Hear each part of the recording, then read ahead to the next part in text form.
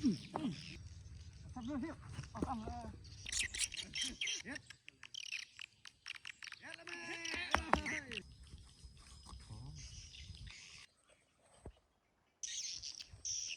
ทักทายสวัสดีมาทุกคนเนาะวันนี้เราจะพาทุกคนมาเบิ่งตัวนกทุกคนตัวนกแอ่นตุ้งเนาะทีมงานเรากำลังดึงสายอยู่ตอนนี้นี่เนาะเราได้หลายตัวแล้วนะทุกคนนะเบิ่งวิธีทำกันทุกคนมาแล้วนะวันนี้เลยผ่านเท่าเพื่อนกำลังดึงสายอยู่นี่นกที่เราได้เนาะทุกคนเป็นนกแอ่นนะทุกคนนกแอ่นตุ้ง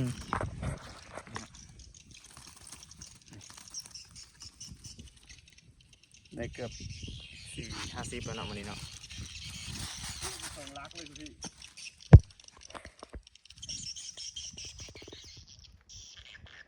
ลงมาที่เดิมที่เอามีเสียงเงินต่อเนาะเสียงต่อแล้วก็มี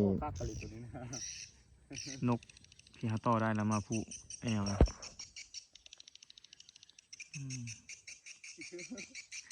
คุณเอานกเนาะคุณมาหลายอยู่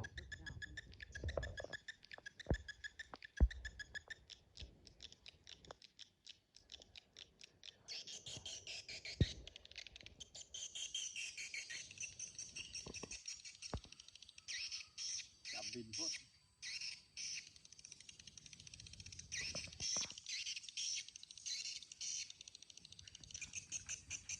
ให้จะสูงถือว่าลงมาแล้วเว้ยโกบเป็นคนนะบัดนี้เอาไหมเจ้าเรียบร้อยนี่ถือทั้งคนถือทั้งนก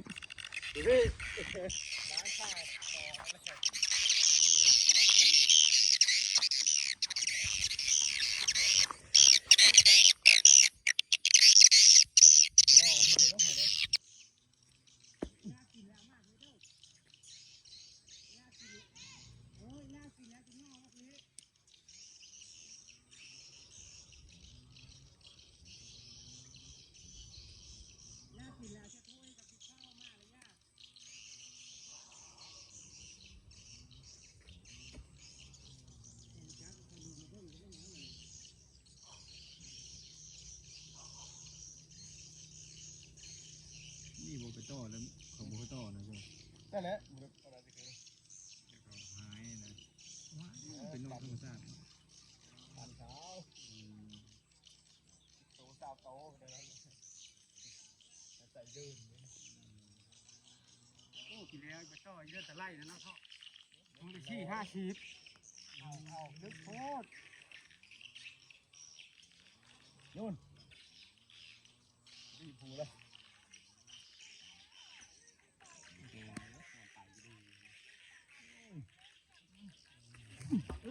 โอ้ยผมเนาะไปเลยเจ้าให้มากินข้าวนะคนเนาะชอบตัวนี้เขาว่าเจ้า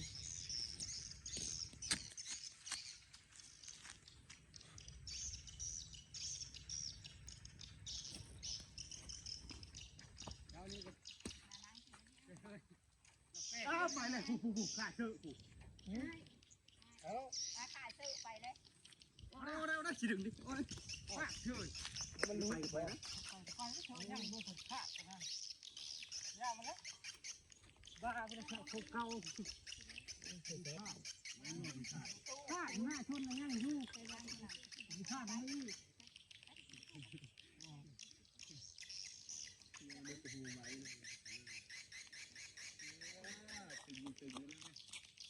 เอาเลยโอ้ยบดให้เลยไอ้โบผ้า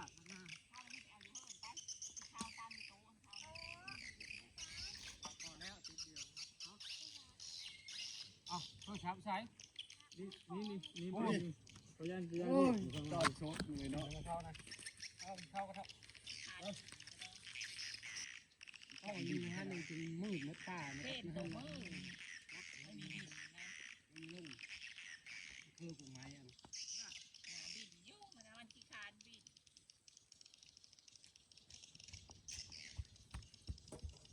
เผื่อมันจังมันหาดไปก็นี่นะเสี่ยว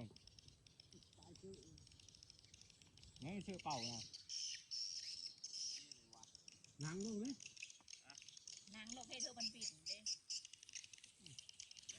เอ๊ะตาย นี่นี่อ่ะนะพูดเลยเข้าแล้ว มึงโตทอีทมันมีมามึงโตทอีทนะมาอยู่ค่ะมันมีโลกมึงโตทอีท นับมาแล้วมันบกโกบหัวมาแล้ว เช้าก็หูที่เย็ดเย็ดเย็ดเขากลับบ้านสองตัวเดี๋ยวมันถึงก็เด้อเชฟก็ได้เชฟเอาลูกนกมาไปกินหน้าแล้วนะ อันนี้นะฮะนั่นคือตัวเจ้าขึ้นไปเขาจะไปเฮ็ดกินแล้วมันเก่ามันตื่นมันจ่ายมัน นกเป็นกันเนี่ย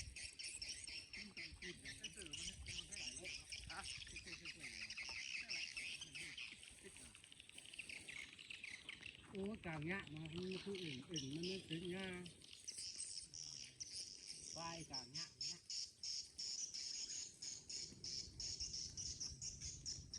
เจอ3 ตัวไป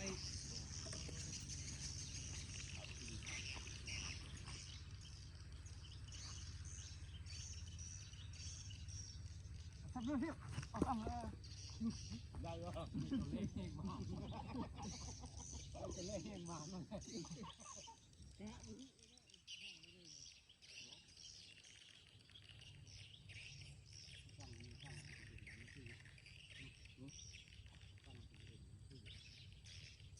พ่อเลยหุ่นเขาหลายปีคือเดียวนี่ปีแล้วนี่ก็คนเอาดูตึงตุ่มนี่ก็เบา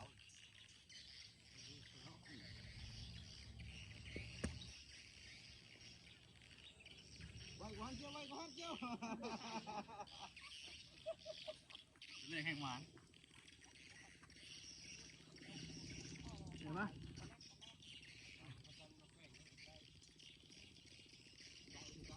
ได้แบบยกนี่ มาแควแล้วก็มันก็โลกแล้วมันดิ้นมันไม่ได้เลยเลยมันเจ้า ส่วนมือยกเฮ้ยเจ้าเอ๊ะได้บ่ได้เลย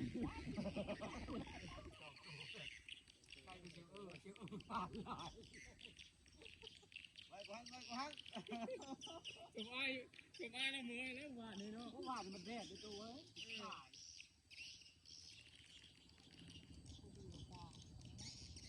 กูเดียวนี่เป็นอื่นเจอจนน้ำสามตุ๊กมืดว่าสามตุ๊กกับน้ำว่านมืดดีนะเดี๋ยวไว้ก่อนเจ้า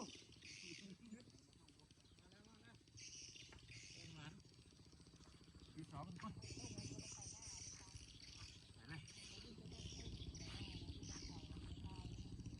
โอ้ยเด็ดเลยเด็ดโอ้ย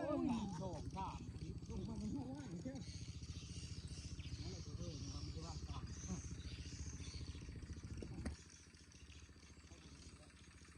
อยู่เลยดึงทางบ้าไปไกลไกล ป้าไก่ที่นี่นะ เอาไม่ได้จองเราไปกินที่หน้านะดึงทางบ้าไปเลยนะเอาเลยเดี๋ยวฟูจับดึงนะเป็นงุ่มกัน10 นาที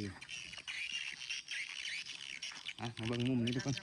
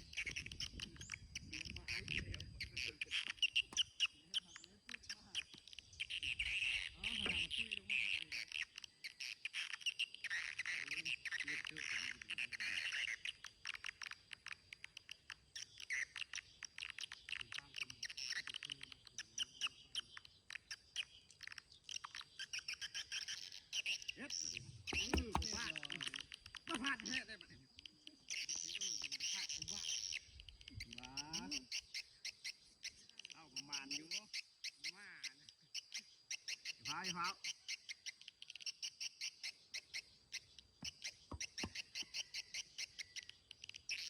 ให้ตัวนี้นะ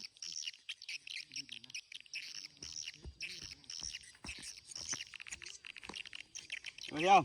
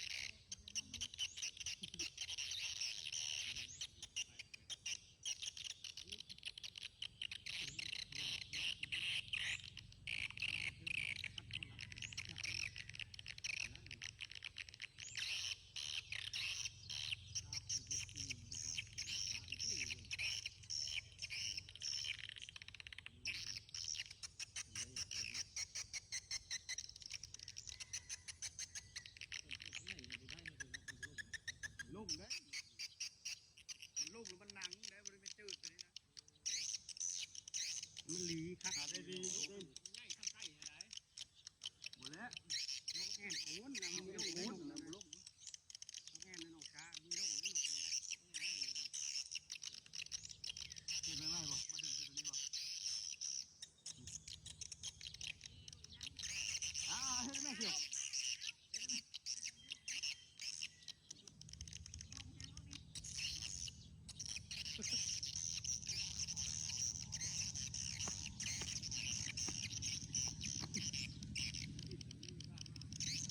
ตายเลยบิด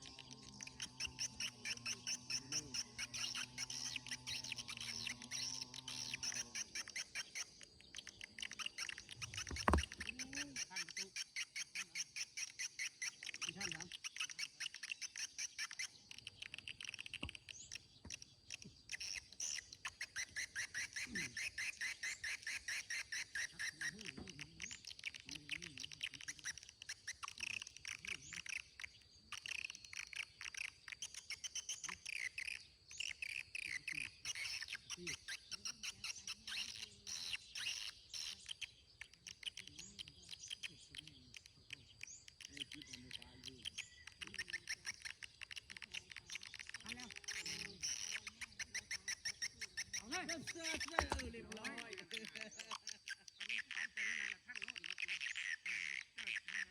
ถ้ามันเชื่อกับมันยาวเลยมันจะทันไปตามล้อยาวแล้วมันจะทันนั่นเลยทันอยู่กันเองก็กันนะมันก็กันกันแท้เลยนะ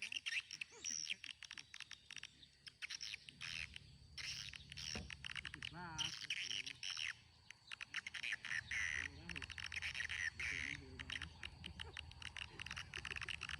เอ็ดเจ้าจ้ากัน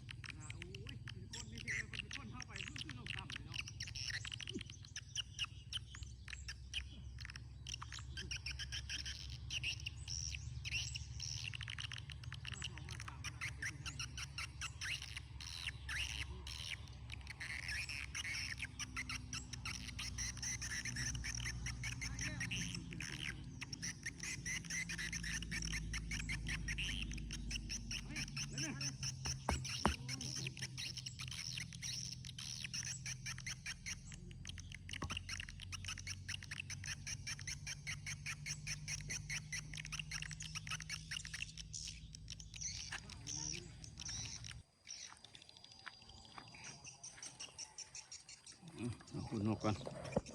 เ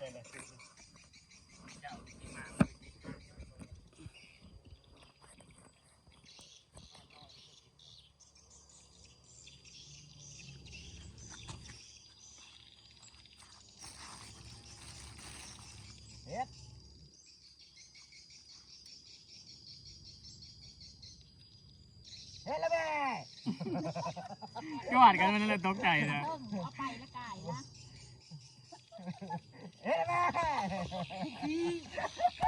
หันบ่ กายเนาะ เลยท่านบอกแม่เลยนี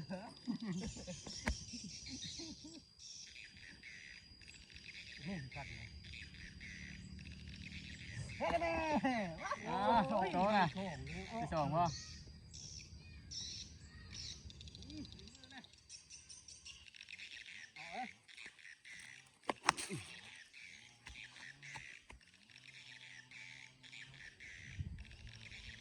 ครั้งแรกคุณเคยเนาะเคยมาต่อนกก็น่าท่อไปเกินเรียบร้อยสายปุ๊บนี่เป็นนกแอ่นตุ้งเนาะบ้านเอาหองเนาะนกแอ่นอยู่ตามพวกตาลนั่นแหละตัวนี้รสชาติมันจะมีแบบขมๆจังหน่อยทุกคนขมแซ่บๆตัวนี้โอ้มันเป็นทีสุเวียดมาหลายเนาะไม่ได้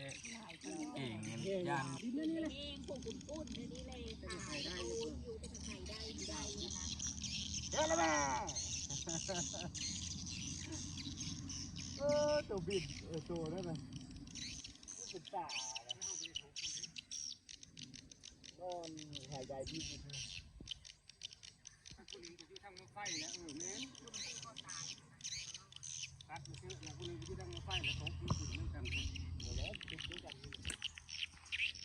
เข้าไปดึงที่ห้านโลกนะเข้าไปดึงที่ห้านมันโลกมาก ไม่จอกโตใจลูกกันไม่ได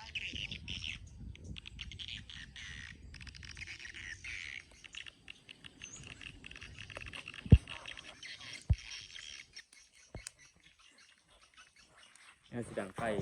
คอไฟปีกนกกับน้องมันเนาะนกเขาก็เอาเข้าไว้ตู้เย็นแล้วตัวนกผลเนาะนี่ตัวได้ไหมเนาะได้คือโต2 ตัว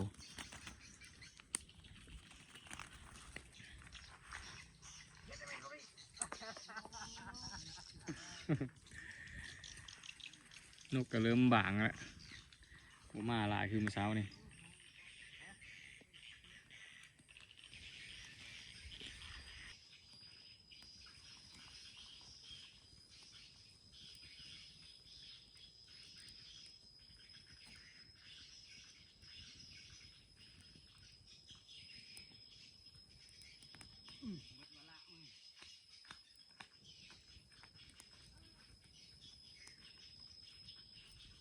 เดี๋ยวมาเดี๋ยวพอแล้ว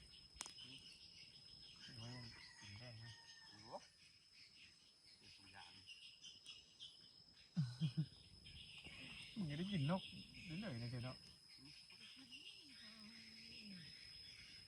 นกมันกำลังป้องขนลูกมันนกมันไม่เข้ากันนะเดี๋ยวก็กำลังส่งอีกเลย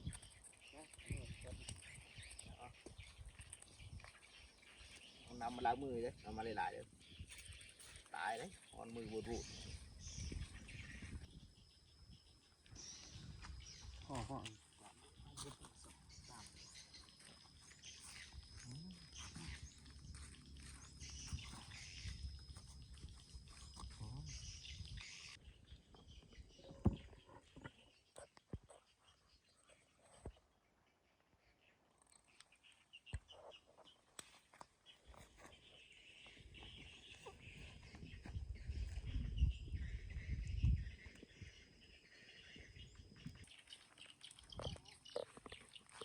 ทุกคนกินข้าวป่ะนี่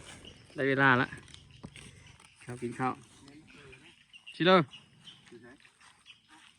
กินข้าวนี่บอก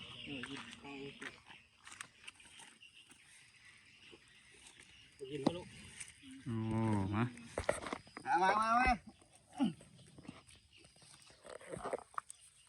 เวลากินข้าวโอ้เจ็บกดแล้วเถอะ